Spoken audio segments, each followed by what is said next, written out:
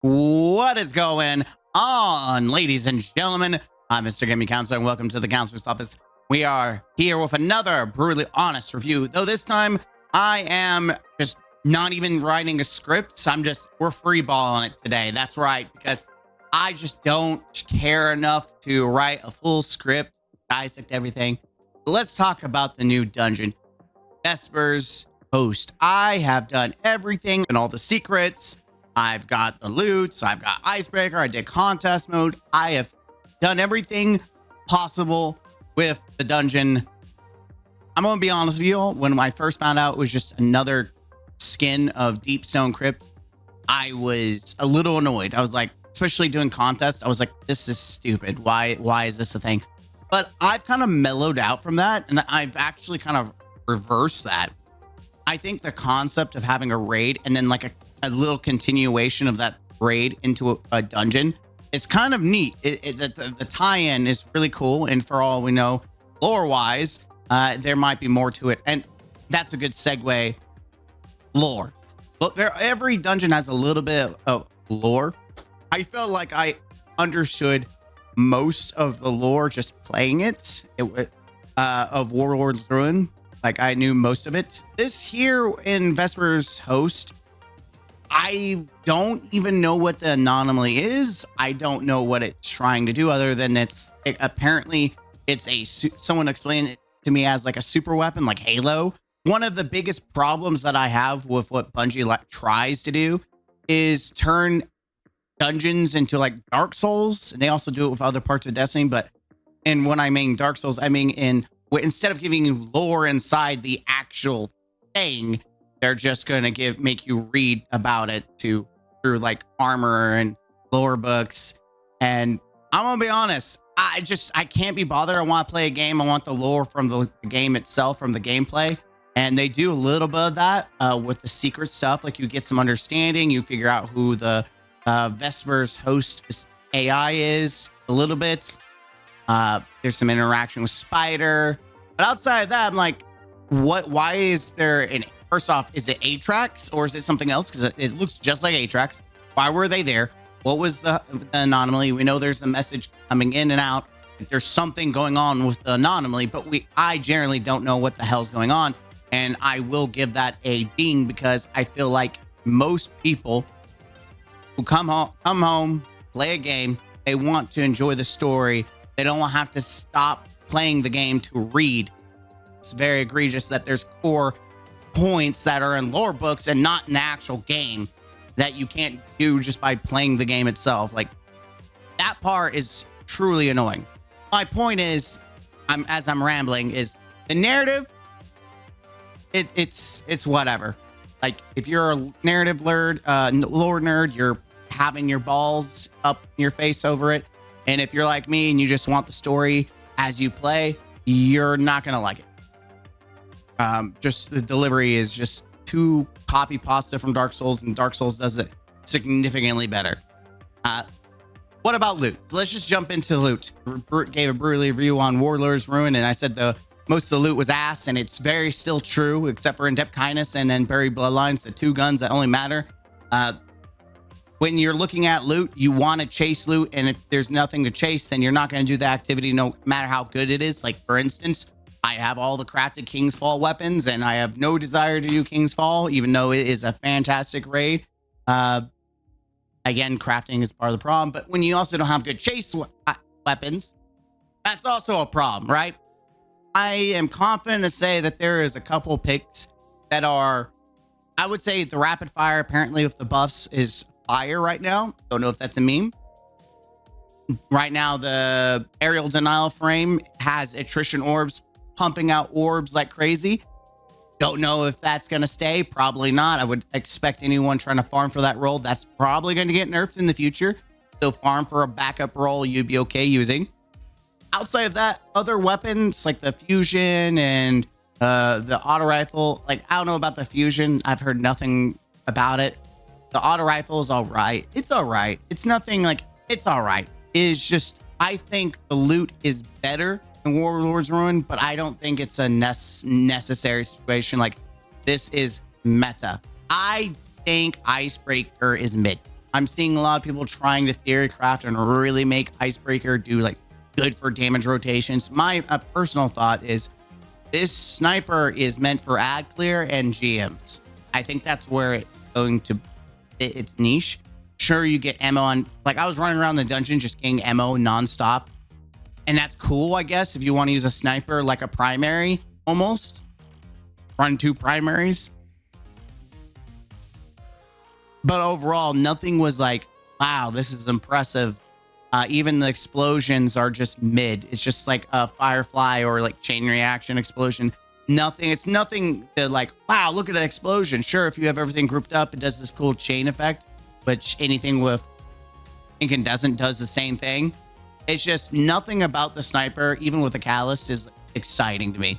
I think where Icebreaker will shine is going to be in GMs, maybe, where you know, you want to hit heavier targets like champions, and then you can kill smaller ads around it to scorch it and do some residual damage, and then you can get your ammo back by killing champions. Because I was getting like 4 or 5 shots from mini bosses, killing mini bosses, so that was pretty cool. So I think GMs, I'm interested to see how well it flows, which is funny because I used Icebreaker back in D1 to farm solo nightfalls. Yeah, Icebreaker, kind of an icebreaker for me. It's kind of mid. There's nothing that's like, I'm going to be using this. This is more of a, most of the time it's probably going to be in my vault. It's unfortunate. The armor, which is also part of the loot, is ass. I guess, except for the class item. The class item looks cool, but I'm tired of having the same damn armor sets. And when I say same, I mean like same themed. We have 3 space suits. We have Deepstone, we have this Deepstone variant, and we had the Moon Spaceman. Now it feels like we're merging armor sets together, and I'm just tired of it. But it's overall, it's mid. And I've come, this is my brutally honest opinion, my brutally honest thoughts. I've come to terms with the fact that I just should not expect good looking armor. Secrets. One of the biggest complaints I have about Warlord's Ruin is that it had like the secret quest, the hidden boss, and it was really cool.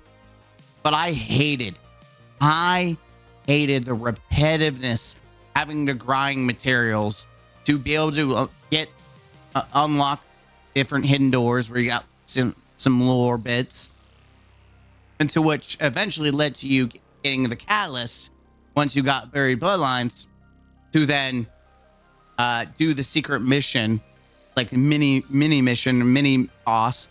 And that was cool. I like that. Here, there's no mini mission and or mini boss in Vesper's host. My problem is that it's too damn long.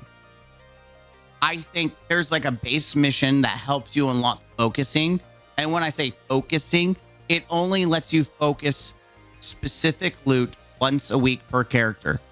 So that's neat. So if you're having a really hard time getting specific drops for your pass, like if you want to get your specific pass, I forgot what it's called, to get the seal, right? You have to get all the, and you're like struggling to get it, you don't have time to farm. You can hop on, do 3 run-throughs, target different things, and unlock it all, and you're good to go. And this is also how you get the class item, which they did take. Seems like they did pull the class item out of rotation, which is such a good thing. I just want to make that very clear. No one wants class items. Even Artifice, no one wants it. And it seems that maybe when Master comes out, you can target farm using a code to get the Artifice bond and stuff like that, which is great, because people who don't have an Artifice one can just do that and get a free Artifice guaranteed without having to, you know, be upset that they target farm and they got the 30th bond that they don't care about. That's huge. That's massive. So that is such a quality of life change. Shout out to Bungie for that. Thank you. No one cares about class items, and I hope they do this with raids. I hope we no longer have class items. Please. It is such a good quality of life change. Don't put this in raids. I mean, do put it in raids. Don't put class items in the loot pool, like, generally. But I like that there's like a room kind of like Nobi Labs, like a throwback. There's like hexagon, and you have to kind of figure out the patterns, and you do a rotation, and it unlocks the progress to the callus.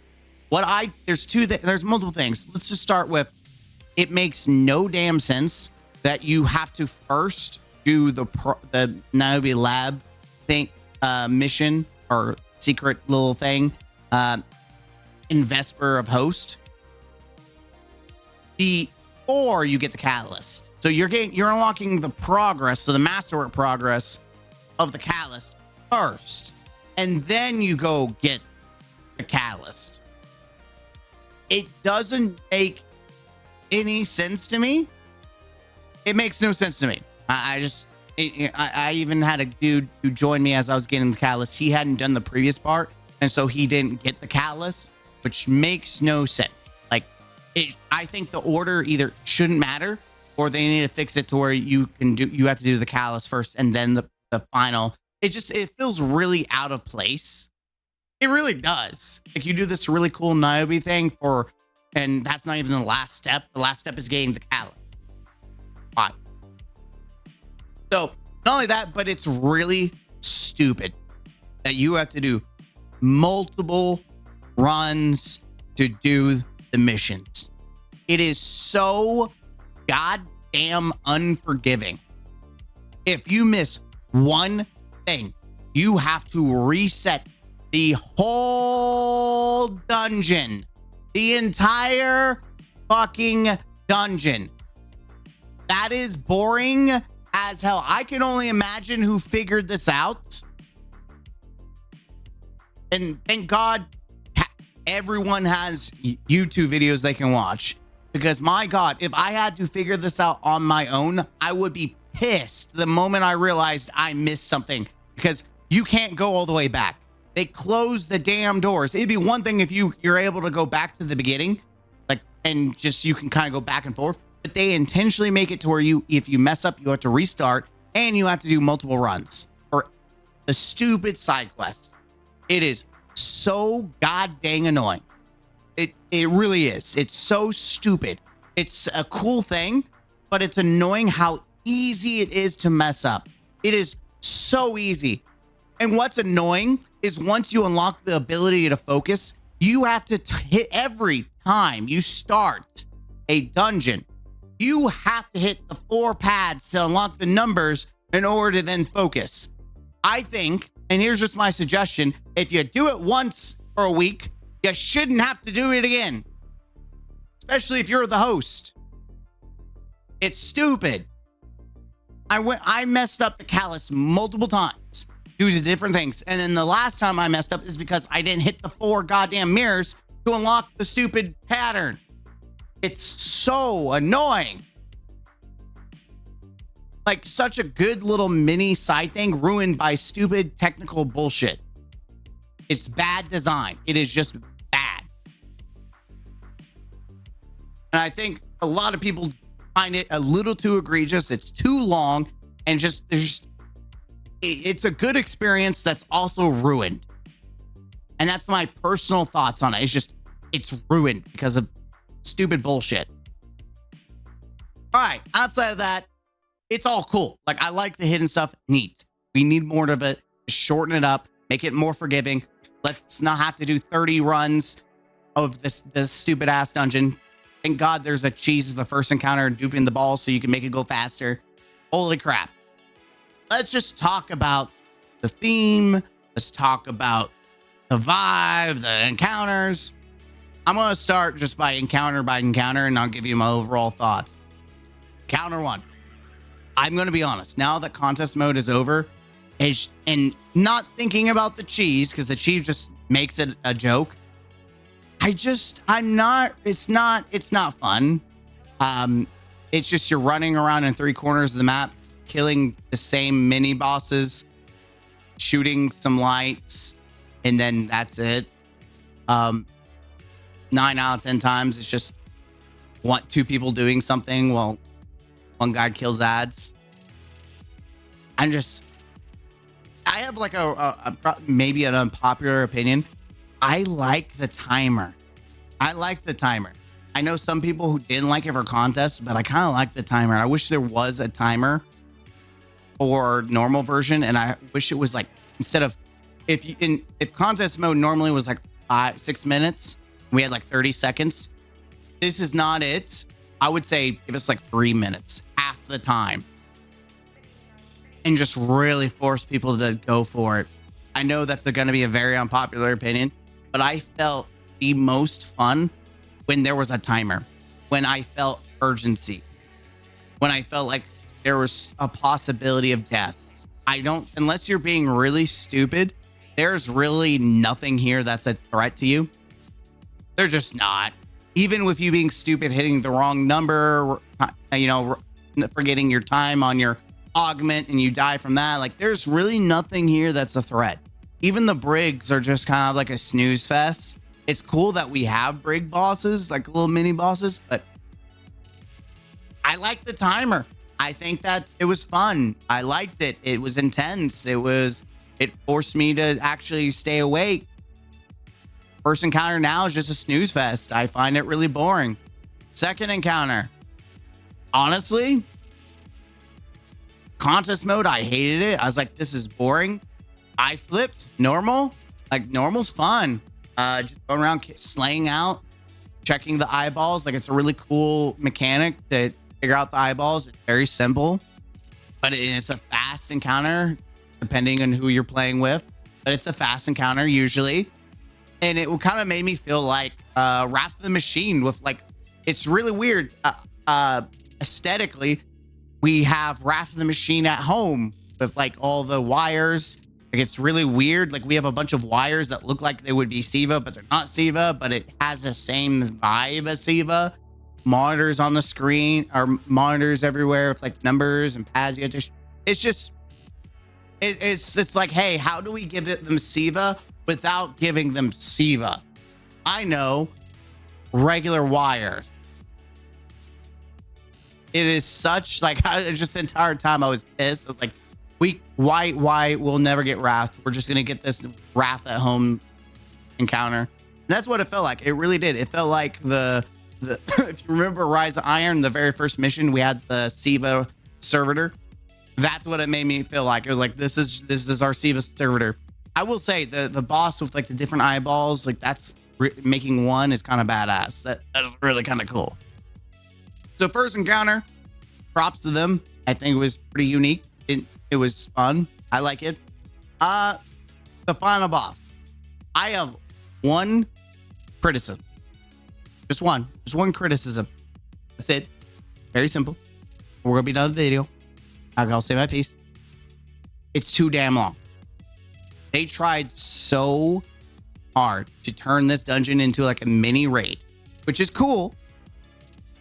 But even in day one, but even outside of day one, it is too dang long. It's just too long. Instead, you have to do 2 different rooms. So what they should have done is that for normal mode, for day one, if you want to make that a difference in the mechanic, sure. But for normal mode, it should have been 1 room rotation. You should do the top room, then do 1 bottom room, and then it's DPS. This is one of the longest final boss encounters I think we've had in a while. I don't even think, like, even unironically, and I kid you not, Salvation's Edge, the Witness, it is quicker to get to DPS with the Witness on a raid than it is this dungeon.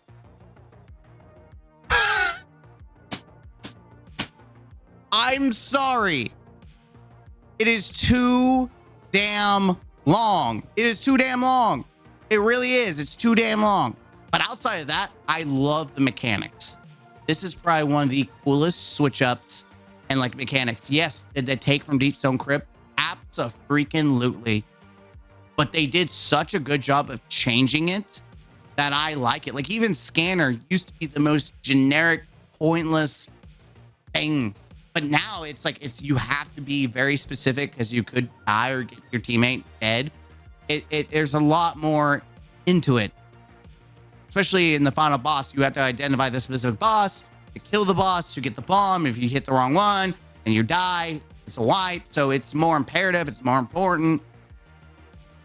Every role got a vile, corrupt version of it, and I feel like it was well done. I enjoy it. I think Atrax, even though it's a meme. I think it's a she. I'm not for sure. I'm gonna just say it. It's a robot. Atrax is just an absolute meme in Deep Stone Crypt. Here, it kind of slaps. You gotta watch out. And I think it's really cool that the replicas aren't just standing around. They actually attack you. That is a cool change. My only gripe is that I think the electric, I said that I only had one gripe. I'm going to give it another gripe. I think the electric, oh, damn. I do have another one. You know what? I'm going to bundle it together. My biggest gripe outside of being too long is why the fuck did they make a yellow electric and the ground yellow as well? I think I have never played a game. Maybe I think, wow, people say that it's pretty bad there, but I've never played a game where Diablo 4, Lilith doing like Grandmaster Lilith or whatever the heck she is, like the hardest difficulty, Nightmare 4 or whatever Lilith, level 100 Lilith. Anyone who knows. But her attacks are so bullshitty, and sometimes just the not being able to tell is also really annoying. But this is one of the worst games that I've experienced when it comes to noticing a wide attack. Like, because the ground is so yellow that sometimes it's hard to notice while you're doing damage or fighting enemies that the electricity is coming from the ground. I don't know why we need to make the ground so goddamn yellow so the attack blends with it. I think it's bullshit. I think any game that has like even Dark Souls, the attacks are very obvious. They're made that way so you can dodge them. This is not obvious, and it's just, in my opinion, bad design. I like that it forces you to move. That's a great design. I think the floor and the attack being the same color is bad design. That's it. Outside of that, I would have to say the final boss is fun. It's exciting, especially when you're doing DPS. You're moving around, you're fighting mini dudes, and you have to do a dunk to do an extended phase, and then just the wipe mechanic of having to avoid that. I like it. It's cool. I think this is the theme is neat. I think this is one of my top favorite dungeons. Do I see myself farming it like other dungeons? Well, I don't touch Spire. I don't ever touch Shatter Throne anymore because there's nothing there for me to farm. Pit, I don't touch Pit anymore because there's nothing to farm. Prophecy, I touched a little bit, kind of ish. Prophecies, I don't generally enjoy Prophecy. I just like how fast it is. Goes to the Deep, I hate because of the water mechanics and the final boss. Like Warlord's Ruin's kind of like my number one, so this would have to be number 2. I think I still enjoy Warlord's Ruin better because the final boss is a little bit easier to do. The setup doesn't take like every phase, and the boss fight is a damage phase, so it doesn't seem like you were taking fucking forever to get there. It's still challenging, especially solo flawless was challenging, but it didn't feel like it was a bitch to get to DPS because, like I said, you're always doing DPS. I feel like this is a number 2 because you know how well it is. Just I feel like it falls flat with how overly fluffed out it is, and the secret missions being way too fluffy and unforgiving. Outside of that, overall, I liked the theme. I enjoyed it. It didn't feel like it was just going through Deep Stone Crypt again. I think the environment was well done. It was felt like a different, entirely new station. I didn't see very many copy pasta. Like, oh, I remember that in Deep Stone Crypt. Like, I didn't really feel that. I feel like every area was its own new area. I would give this an 8 out of 10. I don't think it's a 9 out of 10 or a 10 out of 10. Like, I don't think it's at that point. I think this is a solid 8 out of 10. I enjoy it. I think I farmed the crap out of it so far, doing all the secret things and everything I possibly can to get a good analysis of it. I'd say 8 out of 10. It is worth from a perspective of a new player. I think the loot is really good. Like value proposition. If you're returning from Destiny or you're a new player, you were asking me, should I buy the season? or episode 2, or should I buy this instead? I'm going to tell you buy this. The value proposition, you get an exotic that you can use as ad clear. There's a fantastic deep damage DPS grenade launcher to farm. There's a great area effect GL. There's an auto rifle with a jolt shot effect that's really good. The only thing I'm kind of thinking is ass is the fusion rifle. I just don't care about fusion rifles anymore, except for scatter signal and whatever else is in the secondary slot, Techian's Force or whatever. I just don't get excited for fusion rifles anymore. But outside of that, from a new player perspective, returning player perspective, the value's there, and I think it's really good. And my other word of advice, don't use Fire Team Finder. I don't think I found a dungeon where I have struggled more with Fire Team Finder. LFG, like on Discord, fantastic. Fire Team Finder, you're going to get the ass of the ass people. Outside of that, have a good time. It's a good dungeon. 8 out of 10. And recommend. Until next time, I'm out.